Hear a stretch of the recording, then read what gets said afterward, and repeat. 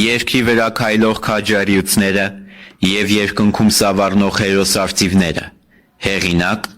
Մատինա Մարինե Մանուկյան։ Հենրիկ Ռուդոլֆի Ղահրամանյան,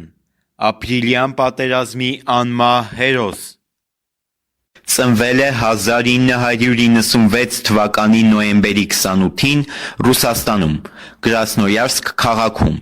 սակայն 2003 թվականին, երբ 6 տարեկան է եղել, ընտանիքով տեղափոխվել են Հայաստան և բնակություն հաստատել Արարատի մարզի Մասիս քաղաքում։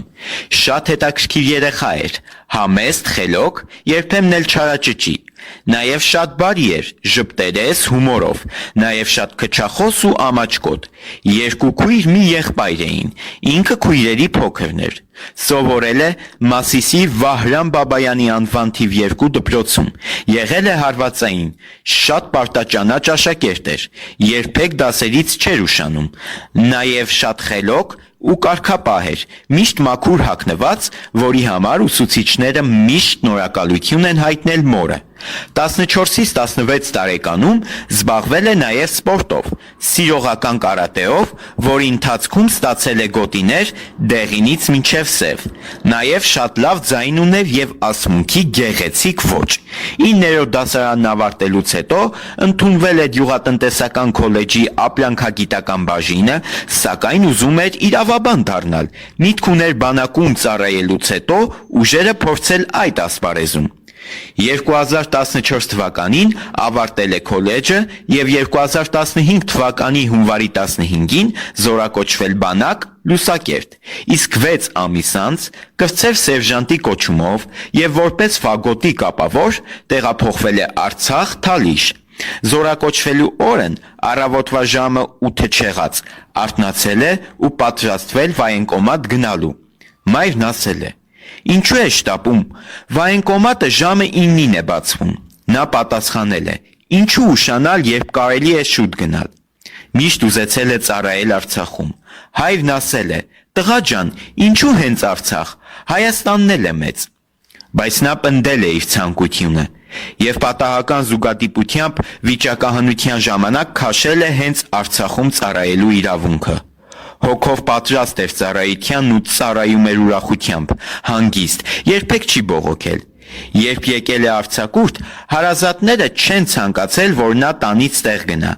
բայց երիտասարդ տղան լայն շրջապատի տեր էր ու կարճ ժամկետում պիտի հասցներ ընկերներին և մյուս բարեկամներին տեսնել, նրանցից կարոտն առնել, քանզի և ծնողները և ինքը գուցե ենթագիտակցորեն զգում էին, որ կարճ կյանք է ունենալու։ Ապրիլյան պատերազմի ժամանակ նա 1 տարի 3 ամսվա ծառայող էր, դիրքերում էր, Սիս դիրքում։ Տանեցիները հենց պատերազմի առաջին օրվանից շատ անհանգիստ են եղել։ Մայրն իրեն կորցրել է, վատացել։ Պատերազմի առաջին օրը, ամսի 2-ին, ժամը 17:00-ի մոտերքը մեր հերոսը զանգել է հորն ու հետը խոսել, շատ հանգիստ, երբ վերջինս նրան հարցրել է, թե ինչպես է իրավիճակն իրենց մոտ։ Նա շատ մեղմ պատասխանել է. «Հանգիստ, նորմալ։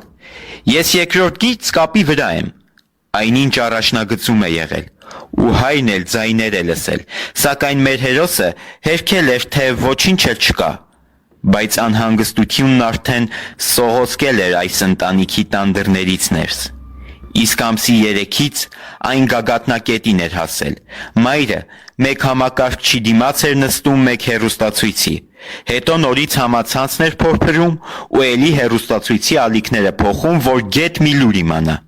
և ամբողջ ժամանակ աղոթք էր մրմնջում։ «Ամեն մի զոհի համար ցավ եմ ապրել», տխուր ասաց նա։ Խեղճ տիկին Ռուզաննա, ինչ իմանայիր, որ քո տղայի համար էլ ուրիշն ու ամբողջ ազգն է ցավ ապրելու։ Առավոտ շուտ նույնիսկ եկեղեցի է գնացել, հույսը դնելով աղոթքի ու մոմերի զորության վրա, բայց այս հարցում նույնիսկ դրանք անզոր եղան։ Հենրիկն անդառնալիորեն որոշել էր կյանքով պաշտպանել հայրենիքը։ Հակառակորդի մեծաքանակ վարձկան դիվերսանտների դեմ մարտնչել է մինչև վերջին փամփուշտը, ոչնչացրել է թշնամու գրոհայինների, նաև տանկ,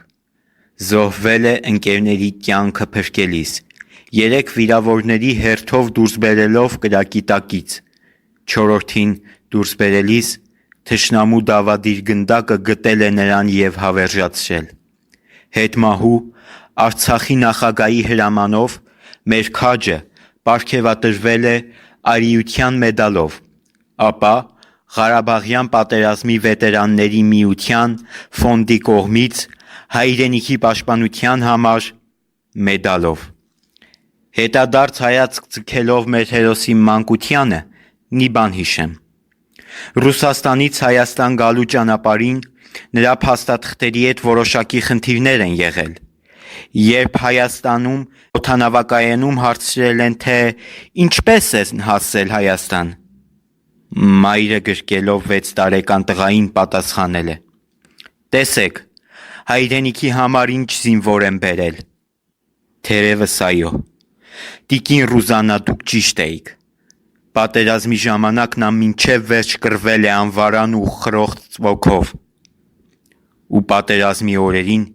տիկին Ռուզաննան ենթագիտակցորեն ինչ-որ վատ նորության է սպասել, իսկ ամսի 6-ին արդեն հույսը կտրել է։ Տխուր ասում է ինքն անձամբ, թող կռվեր, պաշտպաներ հայրենիքը, բայց չզոհվեր։ Միթե հերոսները միայն զոհվածներն են։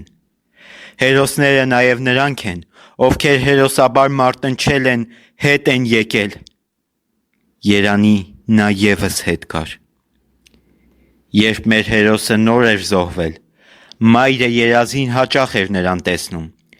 իսկ հիմա, եթե պատահում է, որ չի տեսնում ու շատ է կարոտում, ակամայից բողոքում է, որ քիչ է երազ գալիս, որից հետո կրկին տեսնում է նրան իր երազներում։ Կարծես տղան լսում է մորը, հետաքրքիր է, չգիտեմ, գուցե այդպես է, ասում է։ Հրեշտակի պես եկավ, հրեշտակի պես գնաց։ Նրան հաճախ էր ասում հրեշտակ, իսկ Հենրիկն այդ խոսքից հետո նայում էր երկինք, նայում էր աստղերին։ Հայրը, թախծոտ ու տխուր պարոն Ռուդոլֆն ասում է. շատ քաղցր երեխա էր, բարի, ընկերասեր, մենք մտերիմ ընկերներ էինք։ Մի բան հիշեց, ժպտաց ու շարունակեց. առաջին հարկից մինչև 4-րդ հարկ իրար հետևի վազելով բարձրանում էին։ Ես իմ այս տարիքում, ինքն իր տարիքում չէի թողնում ինձնից առաջ անցնի։ Հենց առաջ էր անցնում, թիկունքի շորից քաշում էի, հետ գցում։ Հանկարծ կարոտ հայտնվեց։ Խեղճ հոր աչքերում։ Այդ աչքերում պարզ տեսանելի էին չասված բառեր։ Կյանքս կտայի, որ այդ ժամանակները հետ գային ու տղաս նորից կողքիս լիներ։ Մեր հերոսը սիրում էր հայրիկի հետ քայլել միասին, հաճախ էին քայլում, կիլոմետրեր էին անցնում ոտքով։ Հորը շատ է վստահել, թեպետ մորն էլ է վստահել։ Աղջիկներն այդքան մտերիմ չէին, որքան նա հետմահու պարգևատրվել է Հայաստանի Հանրապետության արիության համար, մատաղիսի պաշտպանության համար մեդալներով, ապա Արցախի մարտական ծառայություն, Ղարաբաղի պատերազմի վետերանների միության կողմից հայրենիքի պաշտպանության համար և Տիգրան Մեծ մեդալներով, ապա պարգևատրվել է Հայաստանի Հանրապետության և Արցախի կողմից։